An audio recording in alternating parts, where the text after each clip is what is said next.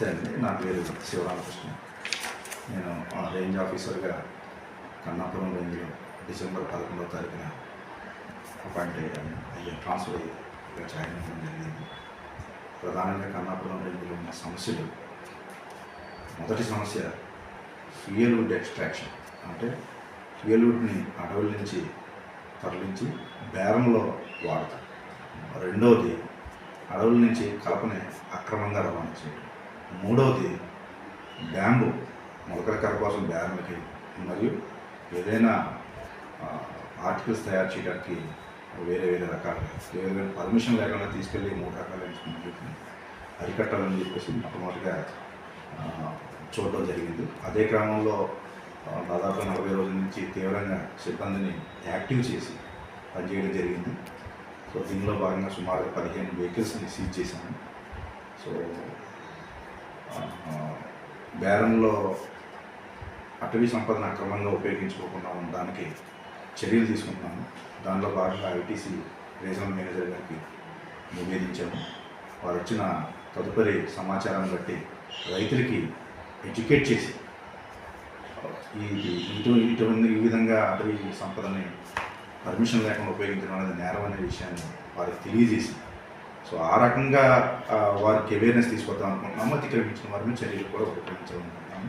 అవసరమైతే లైసెన్స్ రద్దు వరకు కూడా వెళ్ళడానికి ఏ విధంగా కూడా వెనకాడే పరిస్థితి.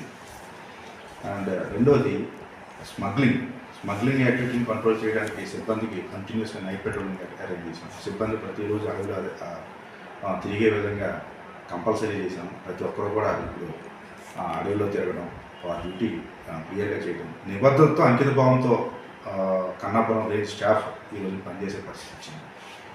ఏ విధమైన భయభ్రాంతులకు గురి కాకుండా స్వచ్ఛమైన స్వేచ్ఛాయుత వాతావరణంలో మా సిబ్బంది పనిచేసే పరిస్థితి ఈ రోజున అందరి వల్ల ఒకరనే కాదు ప్రతి ఒక్కరు అటువైపు నుంచి లోకల్ పీపుల్స్ కానీ స్టేక్ హోల్డర్స్ ఎవరైతే ఉన్నారో అడవి మీద ఆధారపడే వాళ్ళు అందరూ కూడా మంచి కోఆపరేషన్ పడుతున్నారు. దీంట్లో మీడియాను కూడా నేను చాలా అభినందిస్తున్నాను. ఎందుకంటే మీడియా వారి సహకారం చాలా ఉంది. ప్రతి ఒక్కరు కూడా నాకు ఎంతో ప్రోత్సాహాన్ని ఇస్తున్నారు. ఇది ఒకటి ఆస్పెక్ట్. రెండో ఆస్పెక్ట్ వచ్చేటప్పటికి మన గిరిజనుల సమస్య. గిరిజనుల యొక్క కోఆపరేషన్ లేకుండా అటవీ సంరక్షణ మాత్రం ఏ విధంగానూ పాసిబుల్ కాదు. దీనిలో భాగంగా ఆల్రెడీ నా పై అధికారులకి డిఎఫ్ఓ గారికి, కన్జర్వేటర్ గారికి కూడా నివేదించడం జరిగింది.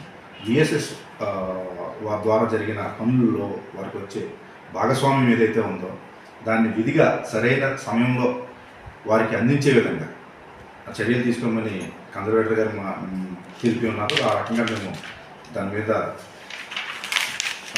రిపోర్ట్స్ పంపించడం కూడా జరిగింది. దీంతోపాటుగా సింగరేణి కాలనీస్ కోసం రెవెన్యూ ల్యాండ్స్, ఫారెస్ట్ వారికి వారు అందించిన సమయంలో హ్యాండ్ ఓవర్ చేసిన సందర్భంలో 1 కోటి రూపాయలు ఇస్తానని చెప్పేసి రెవెన్యూ డిపార్ట్మెంట్ గిరిజనులకు ఎజ్యూర్ చేసింది అమౌంట్. సో దాంట్లో కొంత అమౌంట్ వచ్చిందని రాలేదని ఎంతో కొంత డైలమా దాంట్లో ఉంది. దాన్ని కూడా పై అధికారులకు నివేదించడం జరిగింది. అది కూడా రెవెన్యూ డిపార్ట్మెంట్ మరియు కలెక్టర్ గారితో మాట్లాడి ఆ గ్రామాలకు పైన ఉన్న 5 గ్రామాలకి కూడా న్యాయం జరిగే విధంగా చేస్తామని చెప్పేసి కన్జర్వేటర్ గారు కూడా ఎజ్యూర్ చేయడం జరిగింది.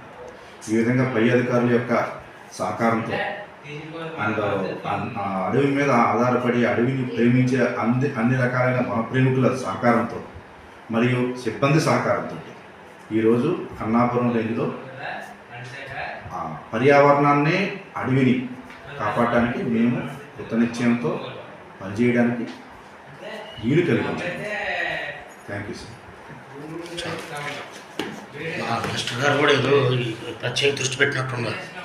పవన్ కళ్యాణ్ గారు అడవుల మీద వారిచ్చిన ఫీలింగ్ సార్. ఫోటో కూడా తీస్తారు. మామూలు సార్ పక్క గిరిజనులు ఉపాధి కూడా దృష్టి పెట్టారంటే మనం మరి వాడు పొలగొట్టుకుంటాడు, బతుకు పోతాడు. మళ్ళీ అది పాజిటివ్ థింకింగ్. నేను ఒకటే చెప్పాను, 82 లక్షలు పెండింగ్ ఉంది సార్.